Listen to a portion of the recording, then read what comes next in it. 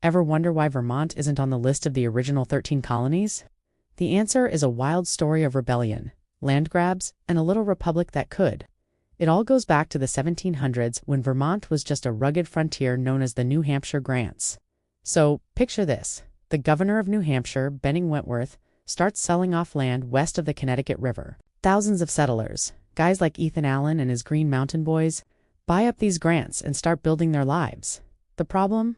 New York also claimed this exact same territory.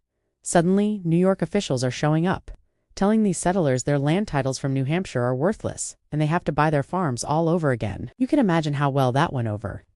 The Green Mountain Boys basically told New York to get lost. They formed their own militias and courts, effectively running the territory themselves. They were fiercely independent, and were about to let some far-off government in Albany or London push them around.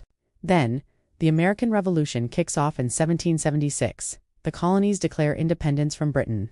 The folks in the New Hampshire Grants see their chance. They think, hey, if the colonies can break away from a king, why can't we break away from New York and New Hampshire? They wanted to join the new United States as the 14th state. But the Continental Congress, not wanting to anger powerful New York, said no. So what did they do? On January 15, 1777, they did something truly audacious.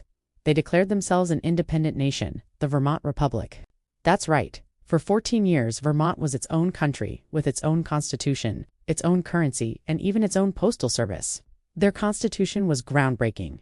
It was the first in North America to ban adult slavery and grant voting rights to all adult men, regardless of whether they owned property. They weren't just fighting a war against the British. They were in a constant political battle with New York, New Hampshire, and even Massachusetts, all of whom wanted a piece of their land.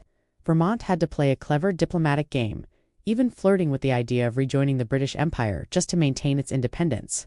Finally, after years of negotiation, the dust settled. New York dropped its claims in exchange for a cash payment, and on March 4, 1791, Vermont was officially admitted to the Union as the 14th state.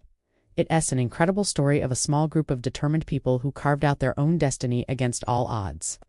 So next time you think of Vermont, remember the independent republic that fought for its freedom on all fronts. Thanks for watching, and if you enjoyed this piece of hidden history, make sure to like and subscribe for more.